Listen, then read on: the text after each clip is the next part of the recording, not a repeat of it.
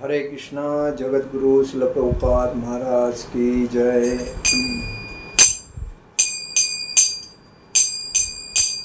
जय राधा माधव कुंज विहारी।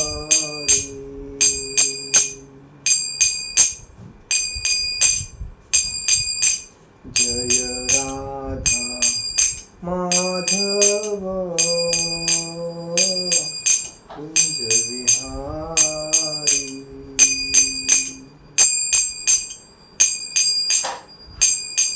गोपी जना वल्लभ गिरिवरधारी। गोपी जना वल्लभ गिरिवरधारी। यशोदानंदन ब्रज जनरंजन। यशोदानंदन ब्रज जनरंजन। यमुना तीरावनचारी। यमुना तीरावनचारी। जय राधा माधव कुंज विहारी।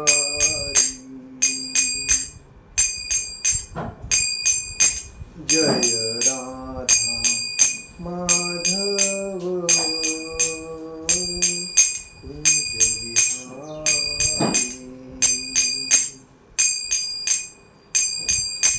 हरे कृष्णा कृष्ण कृष्ण हरे हरे। हरे राम राम राम हरे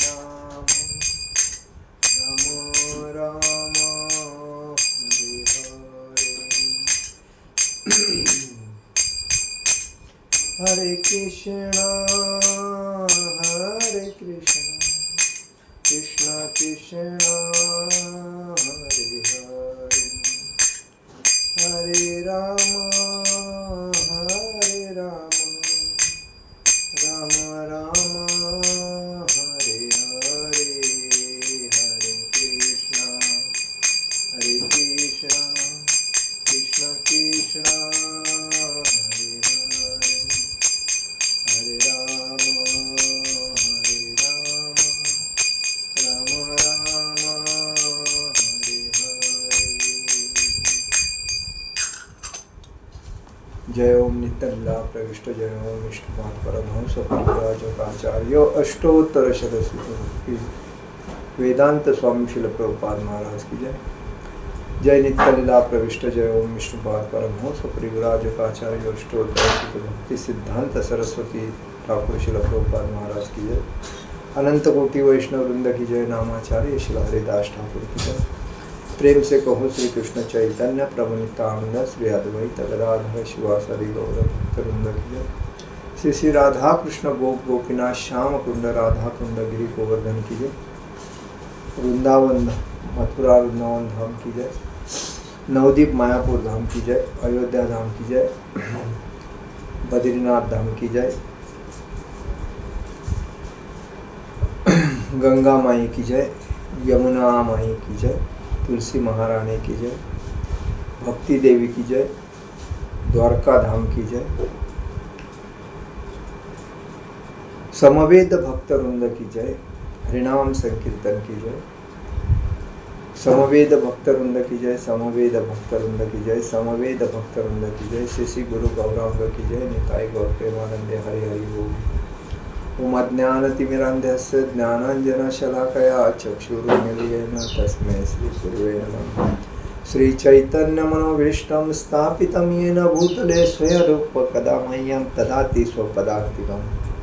वन्देऽहं श्रीगुरु श्रीयुतपदकमलं श्रीगुरुवैष्णवाञ्च श्रीरूपं सागरजातं सहगण रघुनाथामतं तं सजीवं सद्वैतं सावधूतं परिजनसहितं कृष्णचैतन्यदेवं श्री राधा कृष्ण पादान सहगण ललिता श्री विशाखान्वितांच हे कृष्ण करुणा सिंधु दीनबंधु जगतपते गोपेश गोपिका कांत राधा कांत नमस्ते।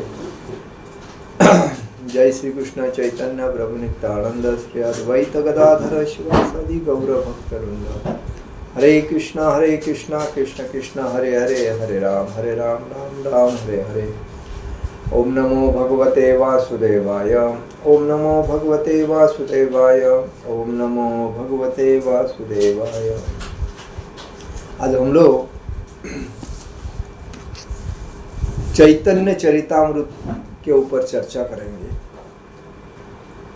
चैतन्य चरितामृत ये जो ग्रंथ है, ये इतना मूल्यवान ग्रंथ है कि भागवतम से भी श्रेष्ठ ग्रंथ है। इसमें राधा और कृष्ण के रूप लेकर चैतन्य महाप्रभु इस धरती पे 550 साल पहले जब आए, तभी उन्होंने सबसे कहा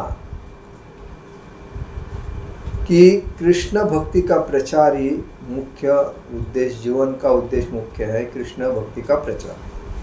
और वही कहते थे कि जारो देखो तारो कहो कृष्ण उद्देश्य। और वो हिसाब से वो भक्ति में तल्लीन होते थे, हर जगह पे जाके भक्ति का प्रचार वगैरह करते थे। दूसरी बात, जब उनके शिष्य उन्होंने बनाना शुरू कर दिया, तभी उनको अलग अलग लोग मिलने लगे। उसमें से ही उनको छठ गोस्वामी जो मिले थे, जो छठ गोस्वामी जो थे वो गोपाल भट्ट गोस्वामी, रूप गोस्वामी, सनातन गोस्वामी, जीव गोस्वामी, रघुनाथ भट्ट गोस्वामी, ये जो स्वामी लोग जो थे, इन्होंने चैतन्य महाप्रभु से दीक्षा ली और अपने गुरु का आदेश जो था, वो गुरु का आदेश को अपने सर पर लेके वृंदावन चले आए। तो उसके पहले क्या हुआ था, कैसे लोग मिले, उसके ऊपर आज हम चर्चा करते हैं।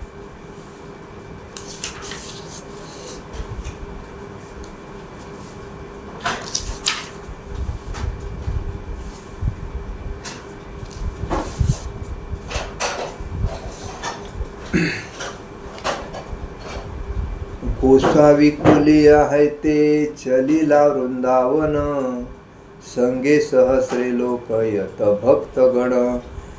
जब श्री चैतन्य महाप्रभु कुलिया से वृंदावन की ओर चलने लगे तो हजारों लोग उनके साथ थे और ये सारे भक्त थे। यहाँ आय प्रभु ताहा कोटि संख्य लोक, देखी ते आई से देखी खंडे दुख शोक। श्री चैतन्य महाप्रभु जहाँ जहाँ गए वही असंख्य लोगों की भीड़ उनका दर्शन करने आई। दर्शन करने पर उनका सारा दुख और शोक दूर हो गए। यहाँ यहाँ प्रभुर चरण पढ़ई चलिते, से मुक्ति का लय लोक गर्त हय पथे। जहाँ जहाँ महाप्रभु के चरण कमल भूमि पर पड़ते थे, लोग तुरंत आकर वहाँ की धूल लेते थे। उन लोगों ने इतनी धूल एकत्र की कि इससे मार्ग में अनेक गड्ढे बन गए। मतलब लोग कितने श्रद्धा से उनका दर्शन करते थे। जिस जमीन पर महाप्रभु के पैर पड़ते थे, वहाँ का मट्टी लोग अपने सर को लगा के भरते थे। ऐसे छली आइला प्रभु राम के ली ग्राम, गौडेर निकट ग्राम अति अनुपम। रामकली अंत में श्री चैतन्य महाप्रभु रामकेली नामक गांव में आए। यह गांव बंगाल की सीमा पर स्थित है और अत्यंत मनोहर है। रामकेली गांव जो है वो अत्यंत सुंदर गांव है और बंगाल के किनारे पे है। रामकेली गांव बंगाल की सीमा पर गंगा नदी के तट पर स्थित है और वहाँ ही उन्हें श्रील रूप गोस्वामी और सनातन गोस्वामी का ये गांव है। रामकेली गांव किसका है? रूप गोस्वामी और सनातन गोस्वामी, ये भाई भाई है। और ये दोनों भाई मुसलमान की जो सत्ता थी तभी 550 साल पहले, मुगलों की सत्ता, उस सत्ता में उनके एक मंत्री हुआ करते थे। उनको बहुत उनके पास पैसा था, लेकिन उनको मुसलमान के पास सेवा करने को मन नहीं करता था, क्योंकि मुसलमान एक प्रकार के अतिशय विचार से और अंदर से बाहर से दोनों से खराब रहते हैं। वो मांस के पीछे, सेक्स के पीछे और कुछ अलग अलग करते रहते हैं, तो उनको देखा नहीं जाता था। लेकिन वो ब्राह्मण थे। कौन?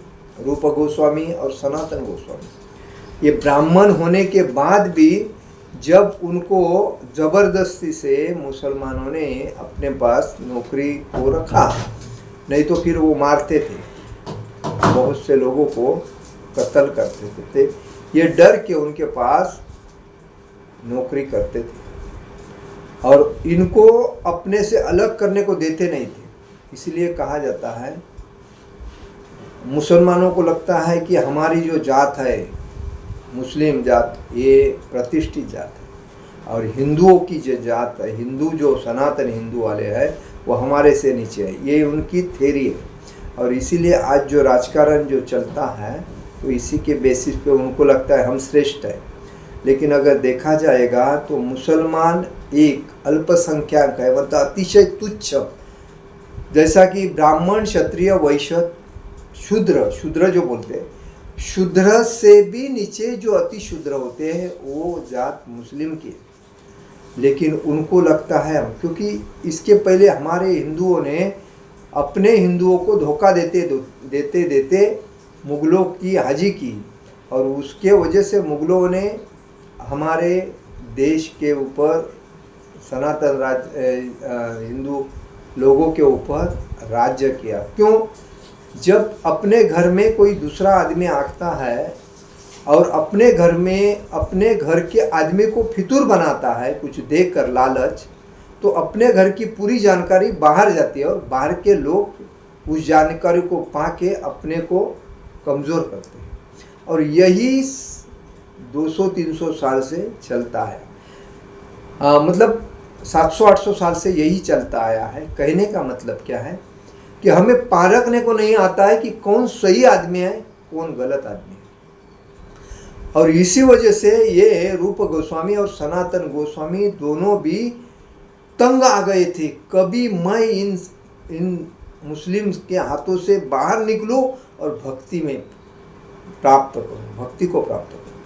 तो इसीलिए जब उनको मालूम पड़ा कि चैतन्य महाप्रभु भगवान के अवतार है और उनसे हमें मिलना जरूरी है, हमें दीक्षा लेनी है और हमको भक्ति करनी है, हमको ये नहीं करना है सब कुछ, तभी उन्होंने प्लान किया। प्लान करने के बाद उधर से सबको इस्तीफा दे के अलग जाके रहे और चैतन्य महाप्रभु को मिले और उनसे दीक्षा लेके चैतन्य महाप्रभु का आदेश प्राप्त करके वो वृंदावन में आके अपने भक्ति का स्थान किए। वृंदावन में आने के बाद वो कहाँ रहते थे, उनका कोई रहने का ठिकाना है। अभी हम लोग जब भक्ति करने को किधर जाते हैं तो पहला क्या सोचते हैं, रहने का स्थान किधर होएगा, खाना पीना किधर मिलेगा, नहीं तो कोई देखेगा कि नहीं देखेगा, ये हम लोग सोचते। लेकिन उन्होंने नहीं सोचा।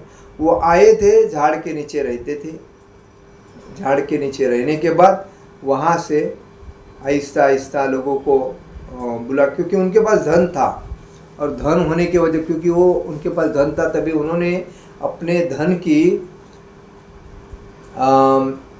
धन को लोगों में बांट दिया था। जैसा कि आधा धन उन्होंने, एक चतुर्थांश जो होता है, तो उसमें से आधा धन उन्हें कृष्ण भगवान के मंदिरों को बनाने के लिए लगाया, आधा धन अपने जनता को बांट दिया, आधा धन अपने परिजन को दे दिया, ऐसा।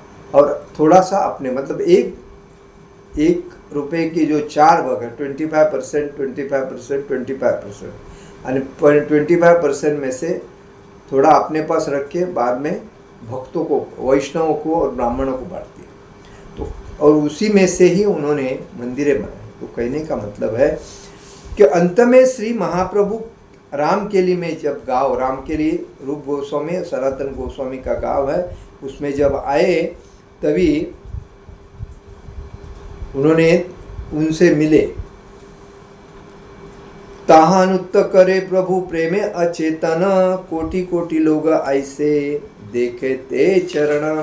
मतलब रामकेली ग्राम में संकीर्तन करते समय महाप्रभु नृत्य करते और कभी कभी भगवत प्रेमवश अपनी चेतना खो देते थे। तभी रामकेली ग्राम के असंख्य लोग उनके चरण कमलों का दर्शन करने के लिए रीग लगाते थे, मतलब गर्दी करते थे। गोंडेश्वर यवन राजा प्रभाव सुचिना सुनीचा, कहिते लागिल किछु विस्मित हवा। जब बंगाल के मुसलमान राजा ने सुना कि चैतन्य महाप्रभु के प्रभाव से असंख्य लोग आकृष्ट हो रहे हैं, तो वह अत्यंत विस्मित हुआ और इस प्रकार कहने लगे। मतलब उस टाइम चैतन्य महाप्रभु जब संकीर्तन कर रहे थे तो बंगाल के राजा कौन थे? मुस्लिम थे। तो उनको जब मालूम पड़ा नवाब हुसैन था भाई, तो उसने लोगों को तकलीफ देना चालू किया, इनका संकीर्तन में आक्षेप लेना चालू कर दिया। उस समय बंगाल का मुसलमान राजा नवाब हुसैन शाह बादशाह था। विनादाने एतलोक यार पाछे हय, सेइत गोसावा इहा जानी ह निश्चय। बिना कुछ दान दिए ही जिस व्यक्ति का इतने लोग अनुसरण कर रहे हैं, वह निश्चित ही ईश्वर का दूत होगा।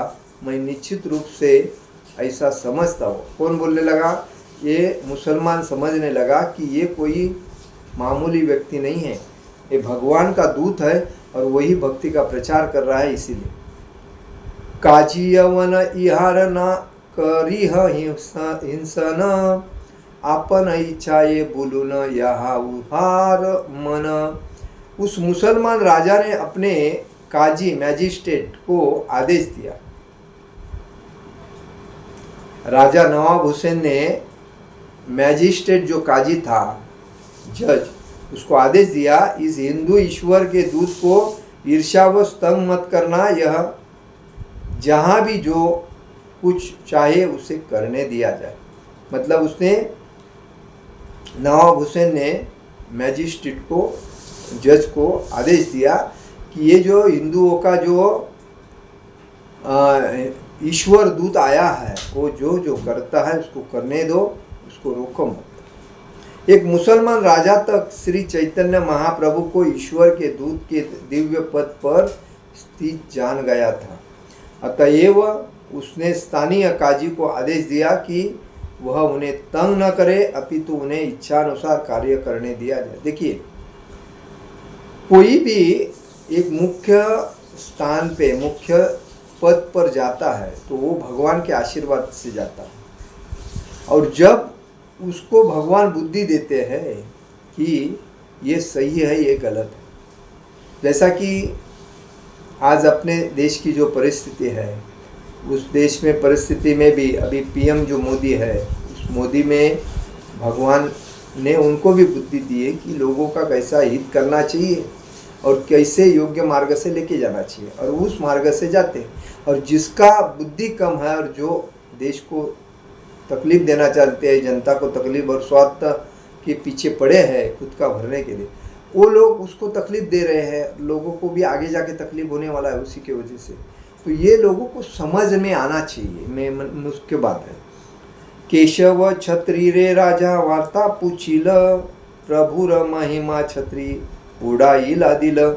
जब मुसलमान राजा ने अपने सहायक केशव छत्री से श्री चैतन्य महाप्रभु के प्रभाव के बारे में जानना चाहा, तो उसने महाप्रभु के बारे में सब कुछ जानते हुए भी बात टालने के लिए चैतन्य महाप्रभु के कार्यकलापों को कोई महत्व नहीं दिया। देखिए, ऐसे लोग होते। जब उस मुसलमान राजा ने अपने सहायक केशव छत्री, मतलब असिस्टेंट को पूछा श्री चैतन्य महाप्रभु के प्रभाव के बारे में, मतलब इतना प्रभाव में लोग उसके पास क्यों जा रहे हैं, क्या उसका कारण है, तो वो केशव छत्री ने उसके ऊपर ध्यान नहीं दिया। उसने महाप्रभु के बारे में उनको मुसलमानों को सब कुछ जानते हुए भी बात टालने के लिए चैतन्य महाप्रभु के कार्यकलापों को कोई महत्व नहीं दिया। ऐसे लोग होते। जब केशव छत्री श्री चैतन्य महाप्रभु के विषय में पूछा गया तो केशव छत्री से चैतन्य महाप्रभु के विषय में पूछा गया तो वह कूटनीतिज्ञ की भांति बात करने लगा। मतलब देखो, ऐसे लोग होते जो होते हैं विश्वासघातकी लोग बोलते हैं इसको। जब सही आदमी है तो उसके बारे में सही बात बोलना चाहिए, गलत है उसके बारे में गलत बात बोलना चाहिए। उस व्यक्ति को मालूम होने के बाद भी वो आदमी उनके बारे में कूटनीति मतलब अयोग्य बात बोल रहा है। यद्यपि वह उनके विषय में सब कुछ जानता था, किंतु उसे भय था कि कहीं मुसलमान राजा महाप्रभु का शत्रु न बन जाए। देखिए, उसने चैतन्य महाप्रभु के बारे में क्यों नहीं बताया? क्योंकि अगर मुसलमान राजा महाप्रभु का शत्रु बन जाए तो उनको आगे जाके प्रचार करने को नहीं मिलेगा। अतः उसने महाप्रभु के कार्यों को कोई प्राधान्यता नहीं दी, जिससे मुस्लिम राजा उन्हें एक सामान्य व्यक्ति समझकर किसी प्रकार का कष्ट न पहुंचे। देखिए, ऐसे व्यक्ति कभी कभी करते हैं तो कभी कभी योग्य करते हैं, क्योंकि उनको मालूम था।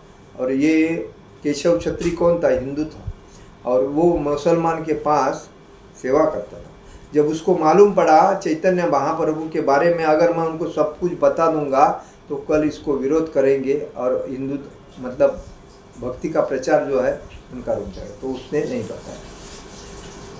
भिखारी सन्यासी करे तीर्थ पर्यटन, तारे देखी बारे ऐसे दुई चार जन। केशव छत्री ने मुसलमान राजा को बतलाया कि चैतन्य महाप्रभु एक सन्यासी है जो विभिन्न तीर्थ स्थलों की यात्रा कर रहे हैं, अतएव कुछ एक लोग ही उन्हें देखने आते हैं। तो उन्होंने कहा कि वो सन्यासी है। सन्यासी का काम क्या है? आध्यात्मिक भक्ति का प्रचार करना, और उस प्रचार करते वक्त उनको कोई कहीं मिलने के लिए लोग आते हैं। यवने तुम्हार ठाई कर ये लागानी, तार हिंसाय लाभ नाही हय आरहानी। केशव छत्री ने कहा, आपका मुसलमान सेवक ईर्ष्यावश उनके विरुद्ध षड्यंत्र कर रहा है। केशव छत्री ने कहा, आपका मुसलमान सेवक ईर्ष्यावश उनके विरुद्ध षड्यंत्र कर रहा है। मेरे विचार से उनमें अधिक रुचि लेना आपके लिए लाभप्रद नहीं होगा, प्रत्यय इससे नुकसान ही हो सकता है। देखिए, मतलब मुस्लिम लोग हिंदू अगर आगे जाता है तो उसके पीछे कैसे पड़े रहते हैं, और हमारे हिंदू उनको जब सपोर्ट करते हैं तो हमारे हिंदू का पूरी हालत हो जाती है। तो जब उनको ऐसा केशव छत्री ने जब उनको बताया कि वो सन्यासी है, उसका कोई बड़ा काम नहीं है, उसके ऊपर आप ध्यान मत दो, तो फिर भी वो षड्यंत्र करने के लिए लग गया था। वैसा तो लोगों को इतना मालूम है, औरंगजेब शिवाजी महाराज जब थे तभी औरंगजेब मुसलमानों के राज्य में वृंदावन के कितने मंदिरें ध्वस्त किए हैं। अभी भी लोग देखते हैं, जब राधा मदन मोहन जी का मंदिर है वृंदावन में, उसका ऊपर का जो मतलब सबसे टॉप था, राधा गोविंद जी, राधा मदन मोहन सबसे बढ़िया मंदिर थे, तो औरंगजेब को देखा नहीं गया, तो उसने वो पूरे छाट दिए मंदिर। अभी भी वैसे के वैसे पड़े, कितने 800 900 1000 साल पहले की बात है। तो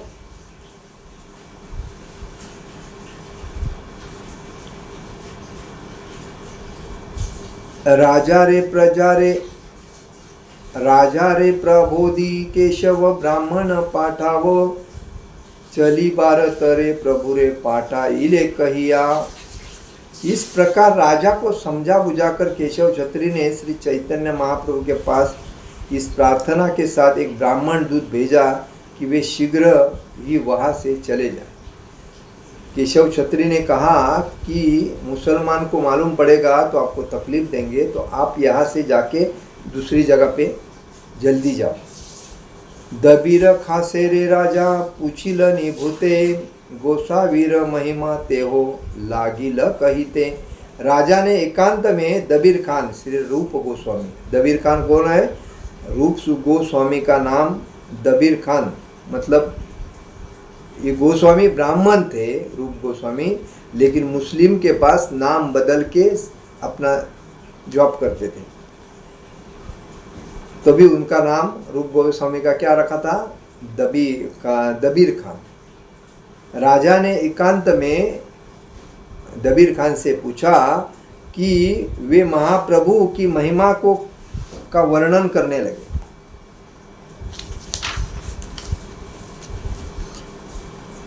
ये तुम्हारे राज्य दिल, ये तुम्हारा गोसावी, तुम्हारा देश, तुम्हारा भाग्य जलमेला आसिया। श्रील रूप गोस्वामी ने कहा, जिस पूर्ण पुरुषोत्तम भगवान ने आपको यह राज्य दिया है और जिन्हें आप ईश्वर के दूत के रूप में स्वीकार करते हैं, उन्होंने आपके सौभाग्य से आपके देश में जन्म लिया। तो रूप गोस्वामी ने बताया उनको, मुसलमान राजा को, कि ये कोई मामूली चीज़ नहीं है, ये आपको जिसने राजगद्दी दी है भगवान श्री कृष्ण ने, उन्हीं का ये रूप है और वही उनके रूप के वजह से वो उनका यहाँ जन्म हुआ। तुम्हार मंगल वाचे कार्य सिद्धि है, यहार आशीर्वादे तुम्हार सर्वत्र इजय। यह ईश्वर के दूत सदैव आपके मंगल के आकांक्षी है, उन्हीं की कृपा से आपके सारे कार्य सफल होते हैं, उन्हीं के आशीर्वाद से आपकी सर्वत्र विजय होगी। मोरे के न पूछ तुम्ही, पूछ आपन मन, तुम्ही नाराधीप आओ विष्णु अंश सम। आप मुझसे क्यों पूछ रहे हैं कि आप अपने मन से क्यों नहीं पूछते?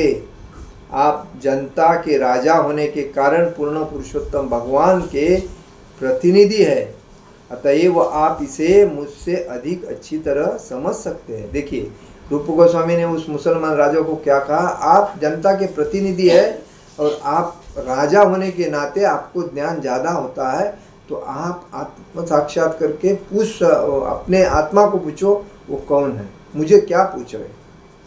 तुम्हारे चित्ते चैतन्य रे कैचे है अज्ञान, तुम्हारे चैत्य यही लय से ही त प्रमाण।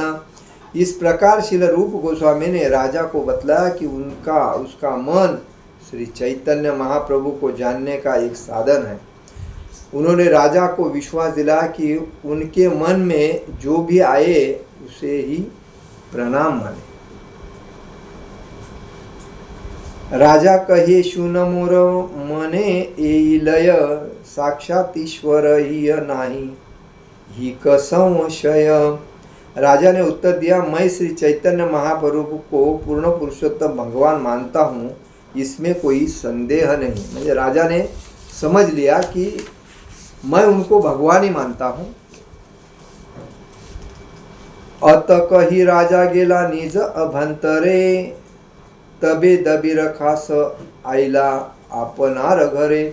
रूप गोस्वामी के साथ इस बातचीत के बाद राजा अपने अंतपुर में चला गया। तब रूप गोस्वामी, जो उस समय दबीर खास कहलाते थे, भी अपने घर लौट आए। राजा जब अपने घर गया तभी रूप गोस्वामी तुरंत अपने घर पे आए हैं। एक राजा निश्चित रूप से पूर्ण पुरुषोत्तम भगवान का प्रतिनिधि होता है। भगवद गीता में कहा गया है कि सर्वलोक महेश्वर, म्हणजे पूर्ण पुरुषोत्तम भगवान सभी ग्रहों के मालिक है।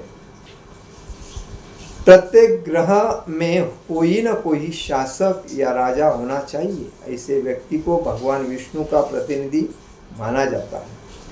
उसे भगवान की ओर से सभी लोगों के हितों को ध्यान में रखना चाहिए। इसीलिए परमात्मा रूप में भगवान विष्णु राजा को बुद्धि प्रदान करते हैं, जिससे वह सरकारी कामकाज संपन्न कर सके।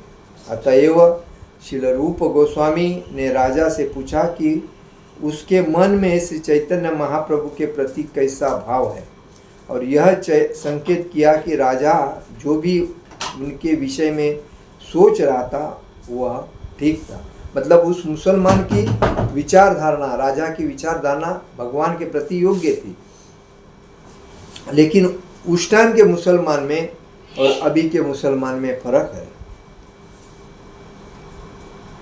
घरे आसी दूर भाई युकति करिया, प्रभु देखी बारे चले वेश लुकाया।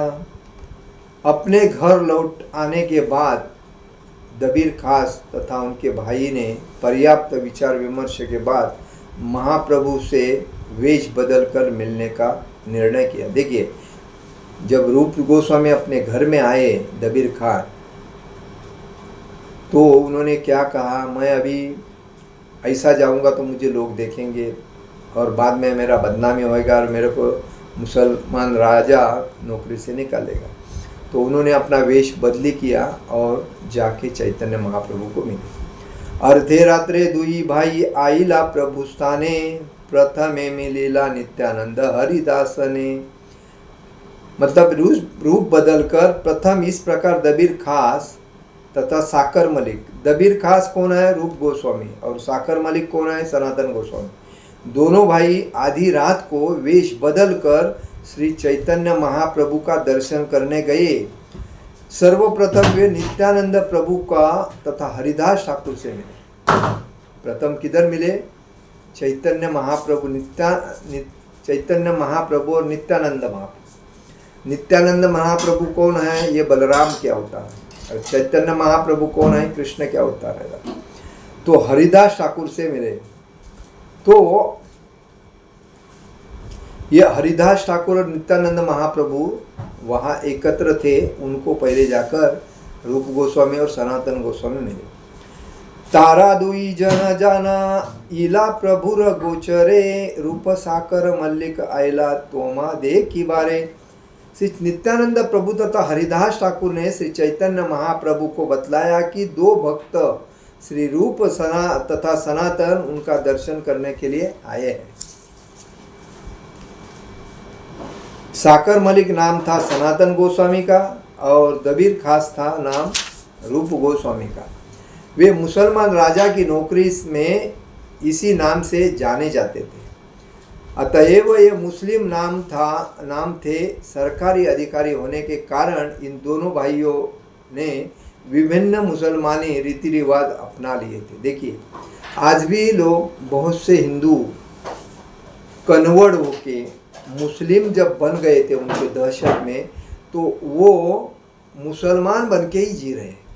लेकिन जब उनको मालूम पड़ा कि हिंदू का राज्य है, तो उन्होंने अपने को खुद को बदल के वापस हिंदू में आना चाहिए था, लेकिन उन्होंने किया नहीं था। तो वैसे मतलब बहुत से मुसलमान हिंदू जो लोग थे वो डर के मारे मुसलमान बन गए थे। जैसा कि रूप गोस्वामी और सनातन गोस्वामी उस टाइम उस राजा के, मुसलमान राजा के पास नौकरी करते थे। दुई गुच्छ तूण दुहे दशने धरिजाम, गले वस्त्र बांधी पड़े दंडवत हैजा। दोनों भाई ने अत्यंत दीनतावश अपने दांतों में तिनके दबाकर और अपने गले में कपड़ा बांधकर महाप्रभु के सामने दंड के समान गिर पड़े। इसलिए कोई वैष्णव जब अपने सीनियर आते हैं तो प्रभु जी ने दंडवत प्रणाम करना चाहिए और माता जी ने पंचम प्रणाम करना चाहिए, पंचम सर रखकर ऐसा। तो ये जब मिले चैतन्य महाप्रभु से, तो उन्होंने दंडवत प्रणाम किया। दैन रोदन करे आनंद विहल, प्रभु कहे उठ उठ हईल मंगल। श्री चैतन्य महाप्रभु को देखकर दोनों भाई आनंद से अभिभूत हो गए। वो बहुत प्रसन्न हो गए, इतने प्रसन्न हो गए कि वो और दीनतावश रोने लगे। महाप्रभु ने उनसे उठने के लिए कहा और उनके मंगल की कामना की। देखिए, जब वो चैतन्य महाप्रभु से मिले तभी अतिशय आनंदी हो गए और आनंद अश्रु आने लगा कि हमें कोई एक सही रास्ता बताने वाला इस युग में आया है भगवान का अवतार लेकर, हमें इस अवसर का योग्य फायदा लेना चाहिए और जीवन को बदलना चाहिए। ये उन्होंने उसी टाइम निर्णय लिया। तो चैतन्य महाप्रभु ने कहा उठो उठो अभी उठो। तो श्री चैतन्य महाप्रभु को देखकर दोनों भाई आनंद से अभिभूत हो गए और दीनतावश रोने लगे। तो महाप्रभु ने उनसे उठने के लिए कहा और मंगल की कामना की, आप उठिए, आपका एकदम मंगल हो जाएगा। उठी दुई भाई तबे दंते तुण धरी, दैत करी स्तुति करे कर योड़ करी। दोनों भाई उठ खड़े हुए और पुनः अपने दांतों में तिनका दबाकर दोनों हाथ जोड़कर विनीत भाव से प्रार्थना करने लगे। तिनका दांत में डालकर मतलब दांत में दबा के, मतलब जो अपने को दुख है वो दुख दबाकर कैसा भी करके हमें सरेंडर होना चाहिए, उसकी बात नहीं करना है। क्योंकि हम फंस गए हैं, फंसने के बाद बाहर आना है तो आप ही हमें बचा सकते हैं, दूसरा कोई नहीं। क्योंकि मुसलमान के पास नौकरी करना, उनके बातें सुनना और उनकी गंदे व्यवहार देखना हिंदू को नहीं सहा जाता है। लेकिन लोग समझते नहीं इस बात को कि हमें क्या करना चाहिए और हमें उनसे कैसा लंबा रहना चाहिए। आज हर क्षेत्र में मुस्लिम अपना स्थान बना के चलता है। आज मुस्लिम क्या करते हैं, हिंदू को भ्रष्ट करने के लिए कोई थूक डालते हैं, कोई पेशाब डालते हैं, कोई गंदगी डालते हैं और वो खाने को देते हैं। तो इसी वजह से हिंदू बहुत परेशान है। तो इनको ये मालूम था वो क्या कर रहे हैं, तो इसी वजह से वो बोले हम कैसे भी करके इनके हाथों से निकल जाना। इसीलिए कभी भी मुस्लिम का दुकान है या कोई शॉप है या कुछ भी है, वहाँ जाके कोई चीज़ लेना नहीं चाहिए और कोई पदार्थ खाने के लिए खरीदना नहीं चाहिए। जो नारियल पानी भी पियोगे तो भी उसके अंदर वो लोग कुछ डालते हैं और वो जो बेचने के है वो अलग ही रखते हैं। तो वैसा तो कभी भी उनको देखते ही उनसे बाजू से निकल जाना, उधर रुकना ही नहीं चाहिए कभी भी, याद रखना। जय जय श्री कृष्ण जय चैतन्य दयामय पतित पावन जय जय महाशय। उठी दुई भाई तबे दंते तू न धरी, दैन करी स्तुति करे कर योड़ करी। दोनों भाई उठकर खड़े हुए और पुनः अपने दांतों में तिनका दबाकर उन्होंने हाथ जोड़कर विनीत भाव से प्रार्थना की।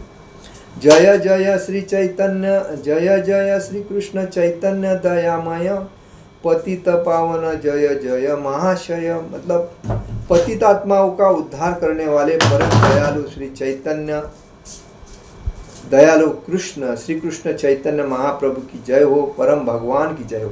वो कहने लगे, नीच जाति नीच संगी करी नीच काज, तोमार अग्रे ते प्रभु कही ते वासी लाज। हे प्रभु, हम नीच जाति के हैं और हमारी संगी तथा हमारी नौकरी भी निम्न कोटि के है, अतएव हम आपके समक्ष अपना परिचय नहीं दे सकते।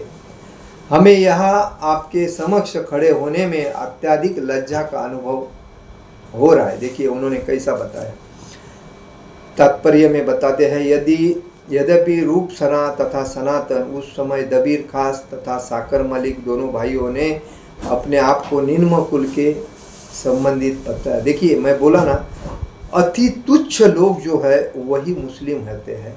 तो उन्होंने देखा कि हम ब्राह्मण होने के बाद तुच्छ लोगों के पास नौकरी करनी पड़ रही है, तो क्या बोलूँ मैं तो कुछ तो, किंतु वे मूल कर्नाट के अति सम्माननीय ब्राह्मण परिवार के थे। इस तरह वे वास्तव में ब्राह्मण जाति के थे। दुर्भाग्यवश मुसलमान सरकार की नौकरी में होने के कारण उनके रीति रिवाज तथा व्यवहार मुसलमानों जैसे थे, इसलिए उन्होंने अपने आप को नीच जाति का कहा। जाति का अर्थ है जन्म। शास्त्रों के अनुसार जन्म 3 प्रकार के होते हैं।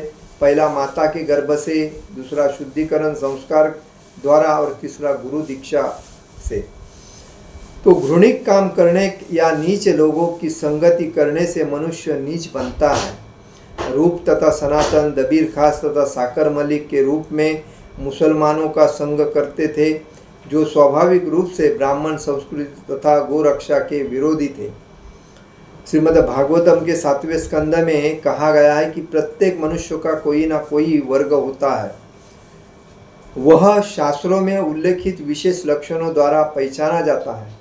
वह अपने लक्षणों से ही किसी जाति विशेष का माना जाता है। दबीर खास तथा साकर मलिक दोनों ही ब्राह्मण जाति के थे, किंतु चूंकि वे मुसलमानों के यहाँ नौकर थे, अतएव उनकी मूल प्रवृत्तियाँ बिगड़कर मुसलमानों जैसी बन गई थी। चूंकि उनमें ब्राह्मण संस्कृति के कोई लक्षण लगभग नहीं थे, इसलिए वे अपने आप को नीच जाति का कहते थे। भक्ति रत्नाकर में स्पष्ट कहा गया है कि साकर मलिक तथा दबीर खास नीच जाति के लोगों के साथ रहते थे, इसलिए उन्होंने अपना परिचय नीच जाति से संबंधित कहकर दिया, किंतु वास्तव में उनका जन्म सम्मानीय ब्राह्मण परिवार में हुआ था। देखिए, कहने का मतलब है हमें भी ये समझना चाहिए, आज हमारे आजू बाजू में जो मुस्लिम रहते हैं तो हम उनके साथ कैसा व्यवहार करना चाहिए। हम एक हिंदू सनातनवादी है, हिंदू ये जात जो है वो प्रतिष्ठित जात है, और मुस्लिम ये तुच्छ, अतिशय तुच्छ है। लेकिन उनको ये राजकीय लोगों ने 70 साल पहले एक प्रतिष्ठित स्थान दिया, उनके लिए बहुत कुछ किया। वो हिसाब से उनको लगता है हमारे से श्रेष्ठ कोई है नहीं, और इसीलिए हमें उनसे सावध होकर चलना चाहिए और भक्ति करनी चाहिए, क्योंकि हम इस हिंदुस्तान में जो पैदा हुए हैं भक्ति करने के लिए पैदा हुए और भागवत धाम जाने के लिए। इसीलिए कृष्ण भक्ति सबसे श्रेष्ठ है, उसका प्रचार करना चाहिए। और ऐसे जो हमारे वीडियो आते हैं वो देखने के बाद लोगों को फॉरवर्ड करो, मतलब सेंड करो, तो उससे लोगों को ज्ञान प्राप्त होगा। हरे कृष्णा कृष्ण कृष्ण हरे हरे, हरे राम राम राम हरे हरे। जगत गुरु श्रील प्रभुपाद महाराज की जय, परम पूज्य लोकनाथ स्वामी महाराज की जय। निताई गौर प्रेमानंदे, हरि हरि बोल।